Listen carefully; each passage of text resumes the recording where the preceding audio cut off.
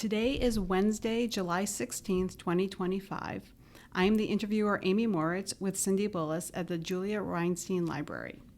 Cindy graduated from Lewiston-Porter High School in 1976, going on to earn a degree in physical education from Central Connecticut State in 1981, followed by a master's degree from Edinboro University in 1985. She returned to Lew-Port coaching both girls and boys volleyball, girls and boys swimming, and girls track and field. She was the first woman to serve as a full-time athletic director in the Niagara Frontier League and was inducted into the Section 6 Hall of Fame in 2022. Cindy, thank you so much for taking some time today. Really appreciate it. Thank you. So first question, tell me about a time that you first remember falling in love with sports. It had to be really early because my mom and dad are very athletic, and they both played basketball in high school. My dad played for Gannon University for a year before he went into the service. My mom played for a travel team out of high school because that was big in Florida during the time. They didn't really have a lot of college teams, but they had travel area teams. So I grew up with that. I mean, we always had family basketball games. We always did a lot of athletics. We were very much an activity-drawn family. And I grew up with brothers. So it was, no really girls in my neighborhood. So you went out and you played and you did sports. So. Did you at the time realize, I didn't know about Florida and, women and girls being able to play on those travel basketball teams down there at the time. That was unusual. Like up here, you didn't have that. So No. Did you know how unique it was to have a mother who played sports? Very much so. She would tell me about the stuff that she got to do and stuff. And they were much more advanced in the South with women's sports and stuff, and especially like track and field, basketball, things like that. And she even had a younger sister who was asked to train for the Olympics in running, and because she was a great runner at the time in high school. So we didn't hear that stuff back then up here. So it was great to know that Mom, had that opportunity that most people in the North didn't, Right. So you mentioned, playing with brothers, and there weren't really any other girls. Were there any organized opportunities for you to play? Not as a young kid, no. I used to follow my brothers around the village of Lewiston, and back then it was smaller, so you could ride your bike anywhere, and there was a town park with a basketball court, and a lot of times I never got picked to play, but I would go anyway. My brothers played organized baseball, and I remember asking the gentleman that was running it, can I at least keep score? And it had an old scoreboard with 10 numbers, and I got to get up there, and when there were scores run, I got to put the numbers up on the scoreboard. So I followed my brothers everywhere, and we would play afterwards. My brother would stay after and have pickup games. That's how I played. So then when you got to high school in the school system, then were there starting to be any opportunities for you to play? Yeah, actually, our school was a junior high that went 7th, 8th, and 9th, and then the high school was 10, 11, 12. When I got into 9th grade, it was the first year for women's sports in the district. So, but unfortunately, basketball was the first opportunity, but they never came after the 9th graders because there were so many girls going out as 10th and 11th, 12th graders, and they were only forming a varsity team at the time.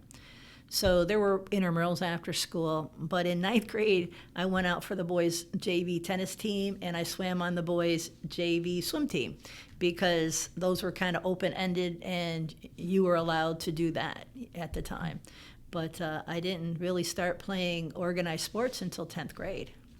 When you were playing tennis and swimming on the boys' team, were there other girls that were doing that as well? A couple, yeah. Okay. Just a few, yeah. What was that dynamic like? Was it difficult? Was it welcoming? Was it... The guys were okay. They really were. We all grew up together. It's a small community. So, and because I think they saw that we were serious, we weren't goofing around or just doing this to meet boys or anything like that. We were all, strong swimmers or really wanted to learn the game of tennis and play. There was no fooling around. So, yeah, we were pretty much accepted okay, Mm-hmm. And then when you got to the senior high school, 10, 11, 12, were you then did you get to play basketball? Yeah, I actually played on the very first volleyball team at Lew-Port, and it was the second year of basketball. And I never played on a JV team. I made all varsity teams from then on, and I played varsity softball. So, it was just a great experience. I was thrilled. I was absolutely thrilled. And, people would tell me about 6-person basketball and girls. I had no clue what that was about because my parents all played 5-on-5. Never had to go through that, which thank God, because I would have died. Yes, right.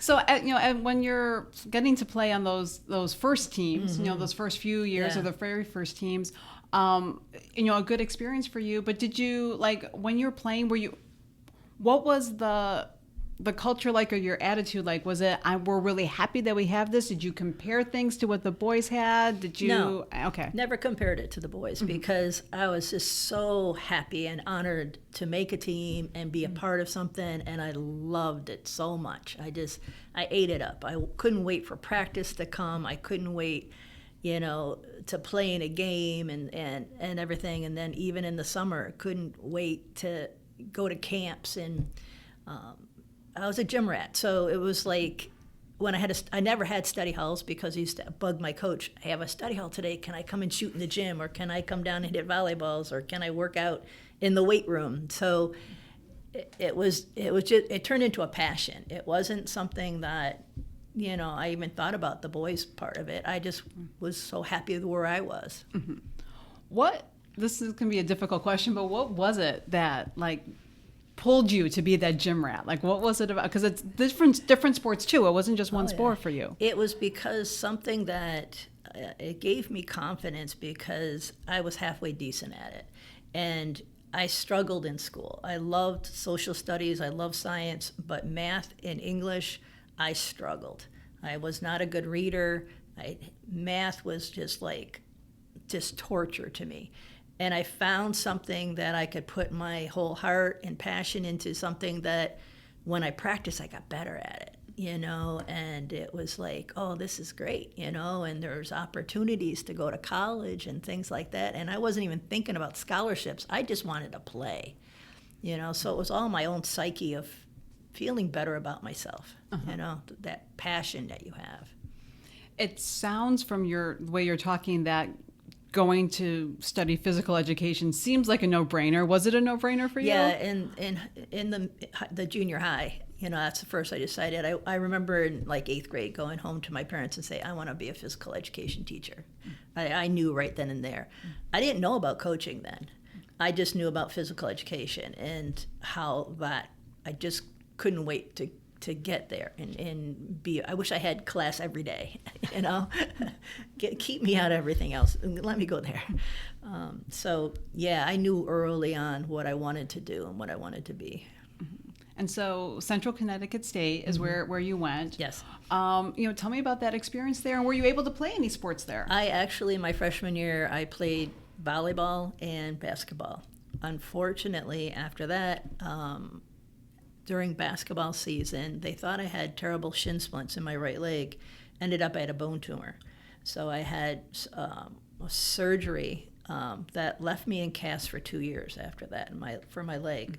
And then as I was just getting healed, so I could go back to Central, and I took all my classes except for my activity classes. I couldn't take any. So I was just getting healed up, walking again without a cast on me and without crutches. And I was in a very severe car accident, and that ended everything. That ended my career, running anything like that. So that's when I decided, okay, what else do I want to do? And I had a great mentor there. He was the softball coach, and he kind of took me under his wing, and he knew what I was going through, because at one point there was a chance I could lose my leg. It wasn't healing, it wasn't, going where we needed it to go. And he pulled me aside. He goes, well, what else do you want to do? So he made me the manager of the softball team at Central, and it's the one thing in math I like was statistics, because I could apply it to sports. So it made it really, beneficial for me. And then I talked to the basketball coach and I said, can I manage your team? And they did. So right then and there, I got to see the other side of really went into practices and what went into strategies and stuff. So I think that's what turned it. If I hadn't been injured, I don't know, because I was really going to school for physical education. I wasn't, even though it was a double major with coaching, my emphasis was to get a job as a teacher. So. Right. So that sounds like a great, from a bad experience, Yep. You're able to kind of find that. Yep. And then did you go right after that to go get your master's? No. Okay. What I did is I ended up actually taking my last semester at Niagara University because I couldn't play sports anymore. My high school coach, Nancy Riccio, who was, she was my coach and physical education teacher at Lew-Port, she became the athletic director and women's basketball coach at Niagara University. And she goes, I know you can't play anymore. Why don't you come and spend your last, one semester of classes and then student teach? And I'm going to make you my head volleyball coach and my assistant basketball coach. And I'm thinking at the time, like, okay. And she goes, but you really need to think about that because I was quite shy. And she goes, you're going to have to come out of your shell and really be more vocal and everything. So I thought about it. And so I ended up doing that. And I stayed at Niagara for about 4 years. And from working camps all over the East and stuff like that, I had some great contacts. And a graduate assistant job turned up at Edinboro University. And so for 2 years, I was at Edinboro being the women's assistant basketball coach and getting a degree, a master's degree. So that all worked into play. Unfortunately, at the end of 2 years, my dad became very ill. He was given 2 years to live, and I made the choice to not pursue my college coaching career, which I was on the path to, but came home and started substitute teaching, working odd jobs, and then that same year I had a long-term sub job, which turned into a regular, job, and 30-some years later, it made into a career. Mm-hmm. So a lot of things along the way change your path sometimes. Yeah. They do, and you had never thought of coaching before, right? No. Or any of that? No, that wasn't the way I wanted to go. I really wanted to be a teacher first. And, I thought about high school coaching, but when I went to Edinboro, it was really geared toward college coaching. And I took, my degree was in student personnel services.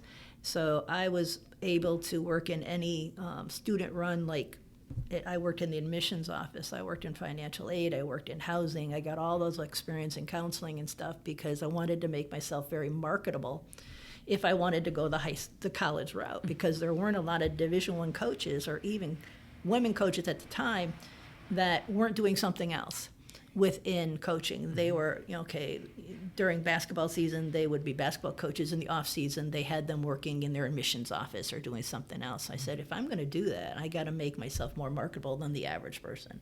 And that's why I did that, so. Well, and then as you, obviously Nancy gave you the opportunity to kind of first coach. Yes. What about coaching then? Did you start to really enjoy? I did, but in the back of my mind, I still wanted to be a teacher. I hadn't really, until I started my graduate work and really focused in on that part. And I had made a lot of connections myself through camps and stuff. And when people found out, do you want to go that route? I had a couple people calling me and saying, we might have an opening for a college coach. Would you be interested? And I said, well, I'd think about it, and then, unfortunately things changed, but I think it ended up being okay. I liked where my career took me. It took you some really great places too. Yes, very much so. Talk about your coaching career at Lew-Port, because you coached a lot of different sports and both boys and girls. Right. I started out. Everybody thought I was going to be a basketball coach at Lew-Port, but there was a young lady already coaching there, and I didn't want to step on toes or put pressure in any situation like that. But the volleyball coach had opened up, so I started with that. And about my second year in, the league needed a chairman. Each sport had a chairman of the sports. So I took that, and then I did that for like 2 years, and then all of a sudden I got asked to be take over the section volleyball chairperson. Sally Kuss had been the chair before me, and they said, do you want to do that? And so I said, well, let me think about it. And the gentleman, Jim Walker, who was the basketball coach at Lew-Port at the time, he ran the boys part of section. And he came to me one day, he goes, I heard they really want you to do this volleyball chair. He goes, I'll make a deal with you. He goes, if you help me during basketball season, I'll help you during volleyball season, especially with playoffs and running them, because we had gotten the girls out of 2 out of 3 to best out of 5. We got them into UB playing into a big arena. So I needed help because my teams were in sectionals too. My kids were playing. And so I needed somebody that I could trust that knew how to run things. And so I did that for about 10 years, but I did the basketball on his committee for 20 years. So, but it got me into Section 6 as far as what was going on, not at the section level, but at the state level too. Mm-hmm. So it gave me more opportunities just by going up and having some great opportunities. Right. And what was that experience like at the sectional level? Because this would have been in the 1980s, right? That you were 80s, 90s, yeah. Okay. So we're really not that far removed from Title IX and from adding these sports. And so, like, how was that culture? It was tough at first, I have to tell you. The first meeting I went, Sally had given me, I'd gotten the job like a couple weeks before my main report needed to be in for volleyball. And I remember going before the panel, the athletic council, which was all men, and giving this report, and one gentleman saying, asking for 3 out of 5 and different things, and really being put on the spot, like, why are you asking for that? What's your background? Blah, blah, blah, and things like that, questioning every little move I made, every little thing. But then I ran into a gentleman, Ron Black, very well known in the section. And he came up to me after the meeting, he goes, just hang in there. He goes, they can be tough, but I'll give you a few hints of how to get around that and what to say and how to say it. So he gave me the confidence to go on and keep asking for more and more, and how it worked, as far as asking for girls sports that weren't making the big money makers, and trying to get us into the colleges to play and out of the small schools and the venues, and so it would be really special for the kids. So it's amazing the people you meet on your way that open doors for you to advance through, and you have to use those when you get them. I was going to say, it sounds like obviously just the time frame, right? There were challenges that you ran into, but there were always allies also who were there to help you navigate that as well. I think they knew I was very sincere. This wasn't a 1-year out of thing for me, and I had a lot of supporters within the section that knew me well and knew that I worked hard, and that it was a passion, that I really wanted to see women's sports go to the next level for our girls. So, and I think I proved that in my career as I kept working. Do you think that at the sectional level, did it help you, the way people perceived you at all, because you also were coaching boys as well? Yep. So that give you maybe a little bit more credibility in some people's eyes? I think so, because a lot of the boys coaches knew me already. So I had already either met them through volleyball or for basketball with helping out with the basketball teams and stuff. So I think I had earned their respect a little bit. But you still earn it along the way. Like, are you really being serious? The best thing for me wasn't so much my peers, it was my kids, the boys team. And it was their second year of the team being developed. And I decided I needed a break from the girls. I wanted a new challenge. Let me help out the boys program. And they were gems. They were like sponges. They just soaked everything up. and just were so happy to play and that. So it was just such a great experience to give something that probably what I felt like when I was first starting playing, these guys were doing the same thing. It wasn't like football and baseball and the major, basketball that the boys had opportunities for, years and years and years. This was a brand new sport for them, a brand new opportunity, and it was nice to see. So I was glad to be a part of that. That's exciting too, right? Yes. As a challenge as a coach as well. Oh yeah, just to be sponges, and everything was new, and they knew, after practices and things like that I was in to make them work, and we worked hard, and they did everything I needed them to do. We got them to tournaments and stuff, and earned respect within the league, which they hadn't had their first year. So I was very fortunate, and a lot of just great young men, just great people, to work with. So.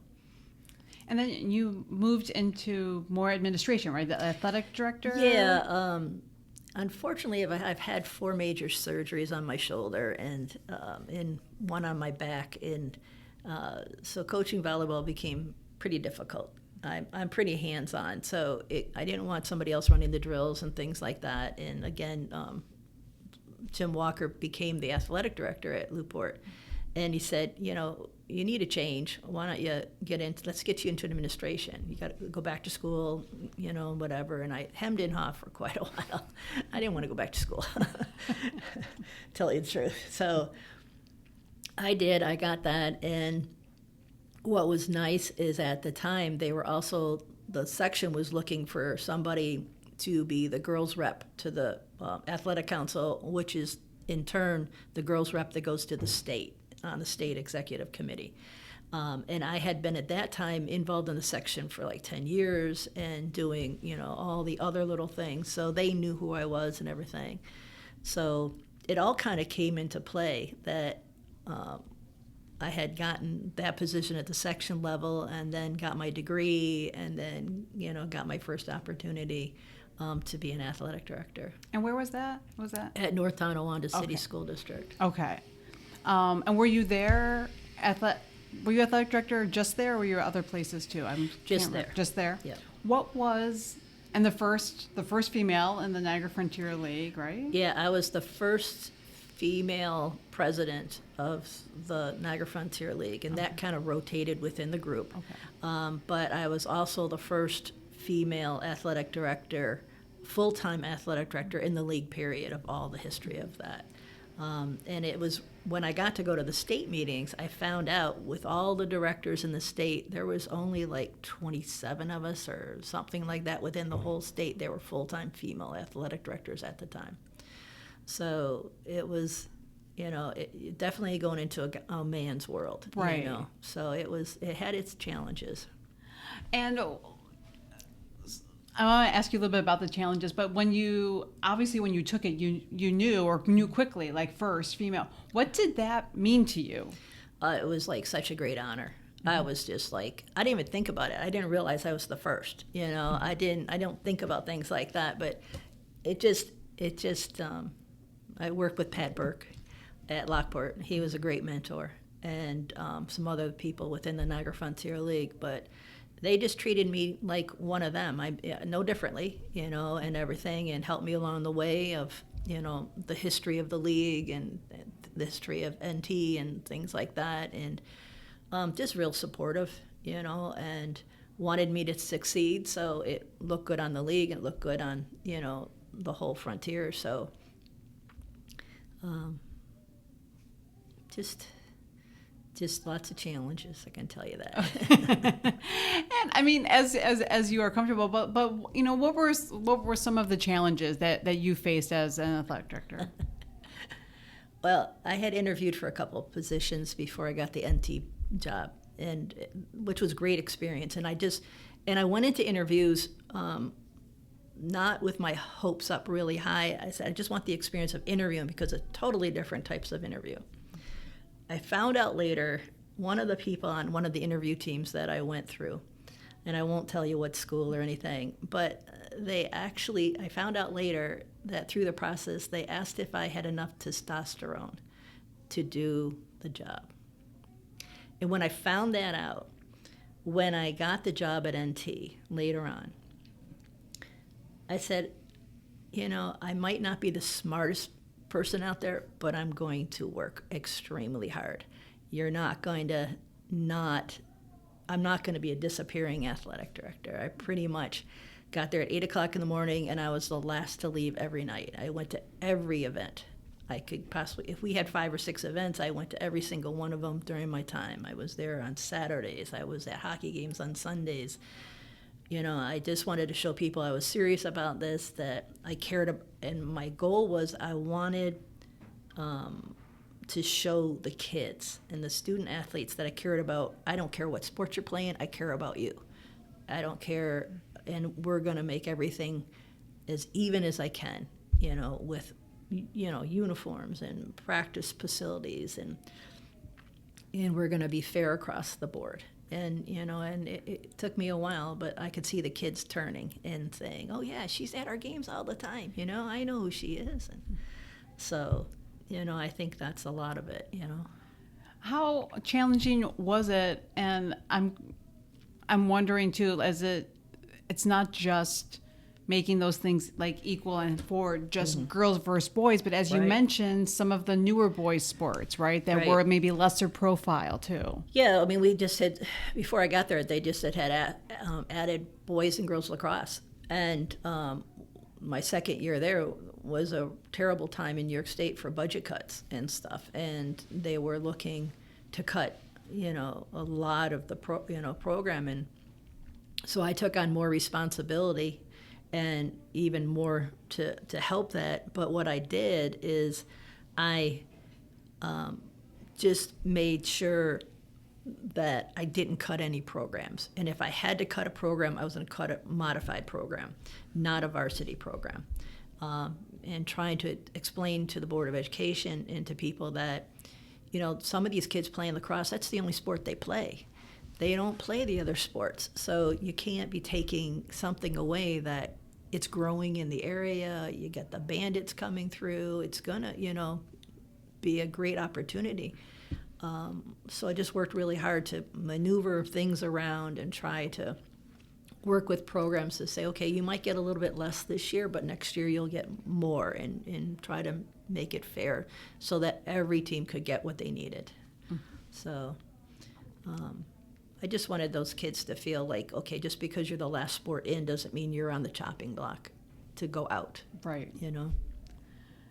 And like you had mentioned too, some of like the state meetings and the fact that they were like, you often were the only female maybe in the room or one of few, right? Well, the section meetings when I was a chairperson, the athletic council was mostly a lot of men, and then that changed. And what they did is they made there was a boys and girls rep from each league, and then a principal and a superintendent. So it really made the dynamic totally different for sport chairs to come in and stuff. When you got to the state level, there was a boys and rep, girls rep from every section, and there's 11 sections. So there was 22 of us that made up the executive council that decided on rules and regulations and how the sports were run within this, not just for regionals and states, but all the rules that we either adopted through the NCAA or the National Federation, what we were going to do. So, we're in Albany like 3 times a year, and then we had a 4 or 5 day meeting in the summer to really review every sport and go through it, what sports needed, where they were, and try to balance things. But yeah. So I think it was only the first couple of years where the athletic council was all men, and then it changed. So, did that, from what was that a difficult change for them to make? Was that something they were kind of? I think the people at the time were fine with it because I think at the time too, sports was getting bigger, and principals and superintendents wanted more say in the programs too. So they wanted more involvement in it. So it just became almost like a natural process to go into that, at least from my perspective of seeing it, you know. you needed, if you have girls sport programs and you're developing, you need that, girls rep to to be in charge of it, and not in charge of it, to just help, with the process of it. Mm-hmm. So. Yeah. And so obviously you mentioned that dynamic changed when it had more of did it change for the better mostly? I think so. If we're talking about Title IX stuff, it's, as a kid starting out in it, I didn't worry about that stuff. I just wanted to play. And then later on, when I became, an athletic director and things like that, then you're more, in coaching. Are we getting it? But I never saw that at Lew-Port. It was pretty good, as far as across the board and stuff like that. I mean, it was growing pains. I think the biggest fear came when the men's program thought that things were going to be taken away from them to allow women to have opportunities because of budgets. We can't just add everything in. We don't have the budget. We can't do that. And I think you saw that more at the college level than you did at the high school level, because you could bring sports in a little bit at a time at the high school level, where colleges were hit, okay, Title IX, and you got to put this in right away. And I think it just had some negative feelings from the men's side, and I can understand that totally. If they're being taken out of things that they already had, and okay, we have to supplement the women's program, so we're going to take away from you. That was never the intent of Title IX, to take away from them. It was to build the girls program. So. And and maybe also one of the things, like with the Niagara Frontier League, mm-hmm. and the way the high schools are set up in Western New York, it's, I don't want to say easy, but easier to have a girls program that grows, that starts to mirror what the boys program is. Mm-hmm. There's, because it's regional based, and so you don't have to worry about some of those other things like at the college level where you're worried about travel and all of that sort of stuff too. And usually, I mean, down in the southern tier, I know some of the D schools, the smaller schools, had to travel more.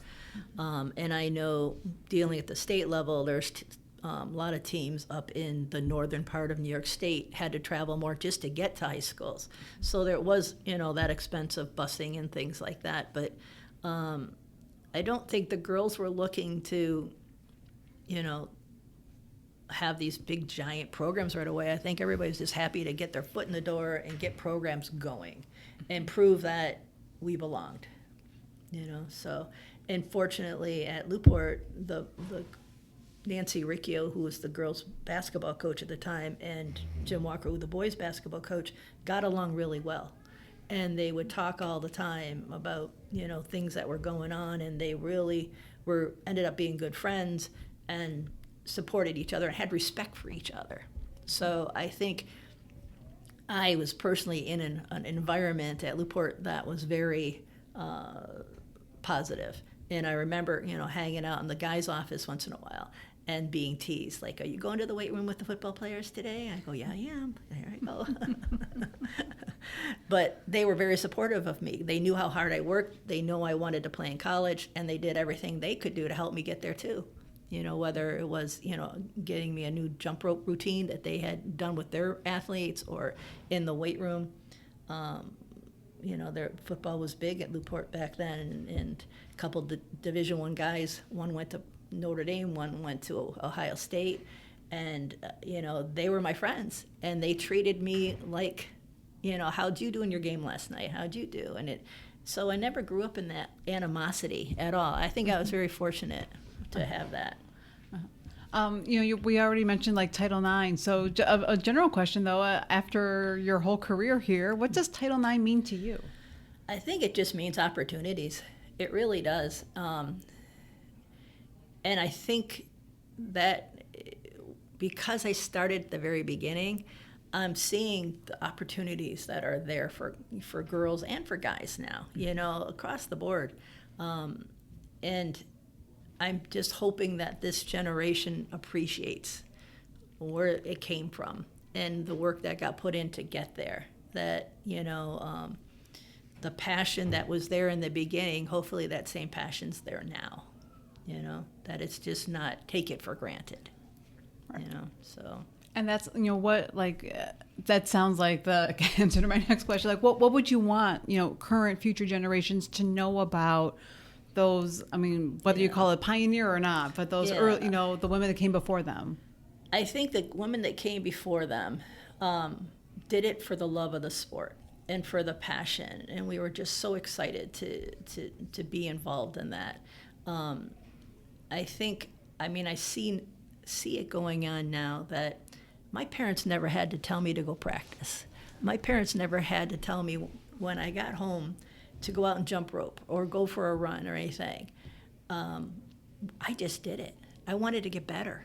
That was my passion. I worked so hard. I couldn't wait to get to practice. I couldn't wait to get to the basketball court or go. Our church had a family league, and I was the only female in the family league playing with my brothers and my dad against other families.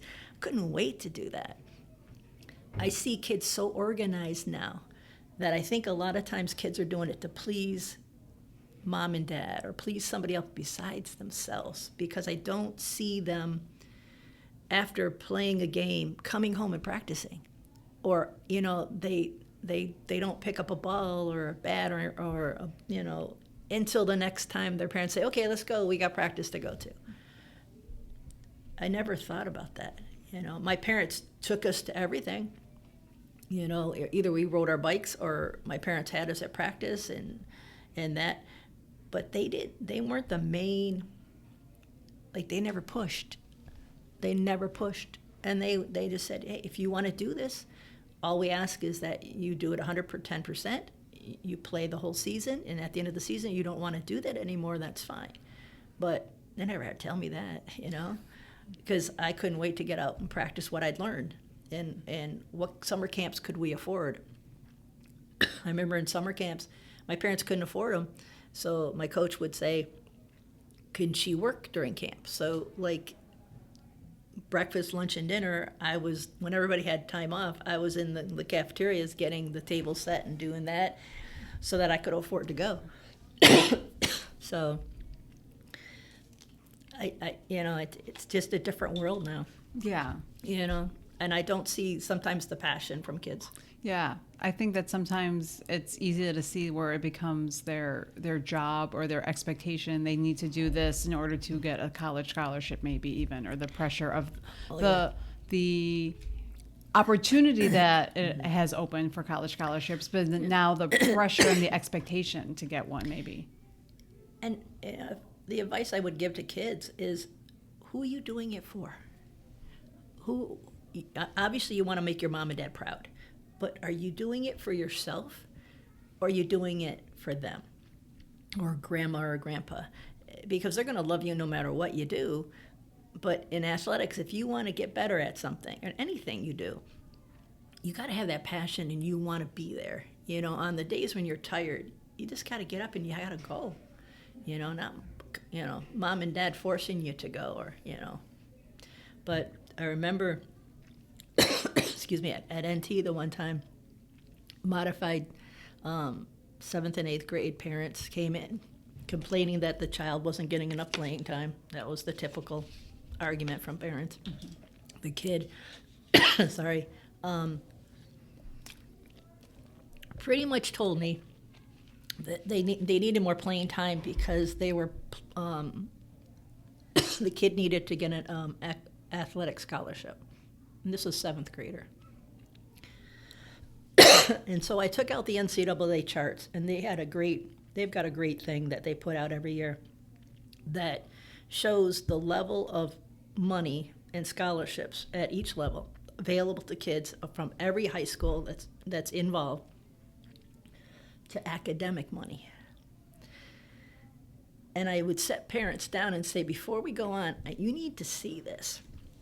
Because even those, you hear about the Division I scholarships and these kids are getting these full rides.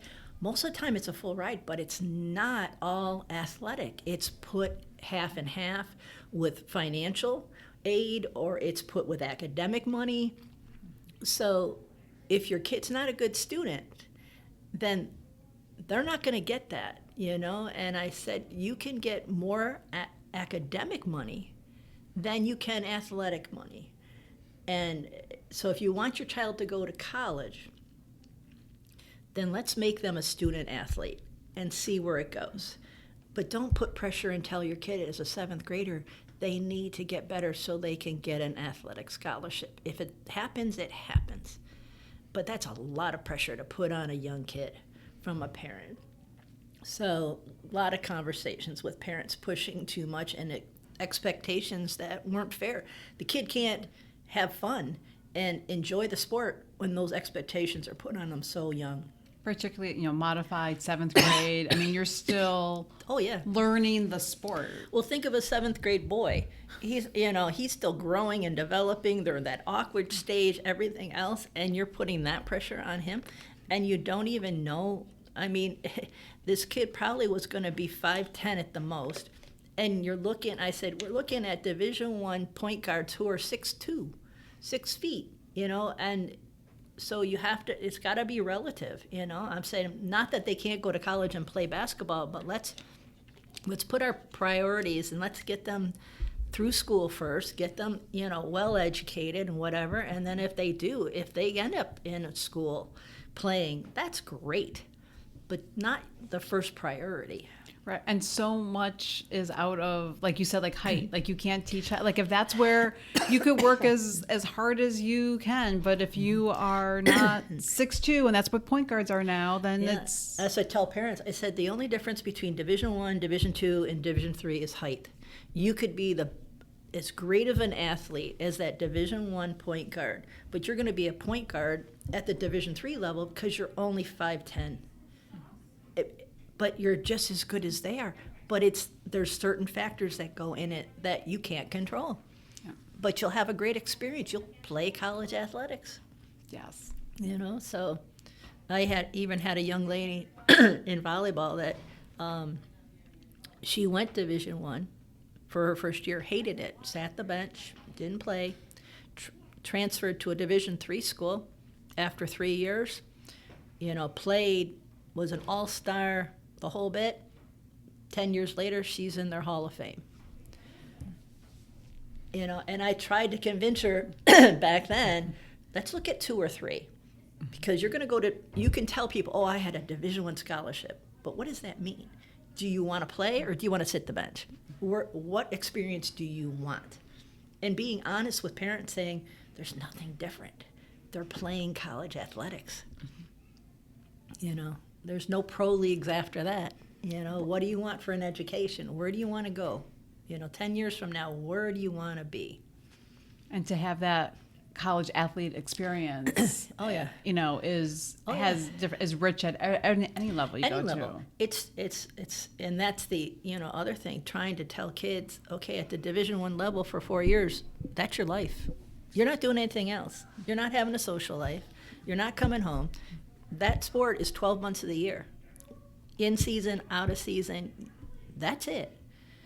So what do you want? Maybe Division III that, okay, you're still going to put a lot of time in, maybe not as much as a Division I athlete, but you might actually have a life and can do other clubs on schools and have other opportunities.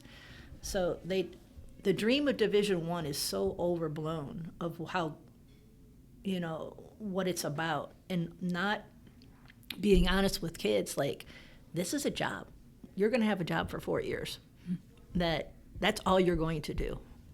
So, if you want to do that, and if you think your goal is to go to the pros, so you need to do that, okay, that's your stepping stone. But if you want to be a doctor or something else, let's look at what's the best avenue to get you there. Right. Yeah, because it's your life, and it can dictate what you're allowed to major in, just because of times of classes and laboratories and all that sort of stuff. Exactly. Right. Well, so do you have last question for you? And do you have any memory that really sticks out for you from your time, from your career, or two? I think the biggest memory in my coaching part was in '92 with the girls program. We got to the state tournament, and it was a great experience. Really amazing for the kids, and was so happy for them. But it graduated pretty much everybody. So the next team that came out in 93, no one was expecting us to do anything. And I'll never forget, the last game of the league to qualify to get into sectionals, we had to win. And it was best out of 5. And we had lost the first 2 games. And the third game was like 15-13. And I'm like, okay. And then we were behind in the 4th game. And then it got to the 5th game. And I'm like, I just pulled them aside and said, look, just have fun. There's no pressure here. It's even. It's like starting 0-0 again. They played just out of their minds. I was like just beaming, like balls that they never would have gotten to, hits that they never would have had, and the confidence that they had, that it was like the height of everything. And getting to sectionals, and we did well in sectionals. I think we ended up 2nd or 3rd in section. But just to see kids grow that weren't expected to be there and have that confidence along the way that ignited. And then I think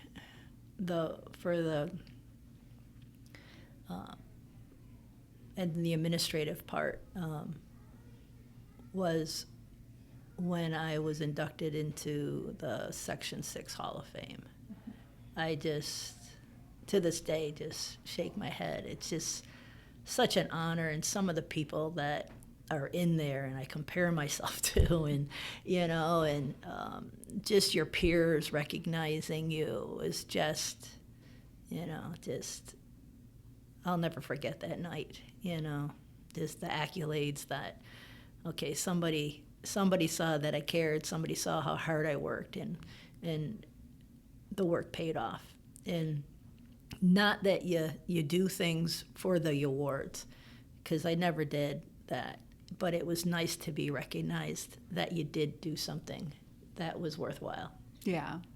Nice at that end to have that almost a validation. Yeah, from your peers. That's just huge, to like from a Pat Burke that I respect so much, and a Jim Walker and a Nancy Riccio, and people before me like that, or Ron Blacks, and some superintendents from Wilson, the Mike Wendt, just all congratulating me and happy for me, and that was just a highlight.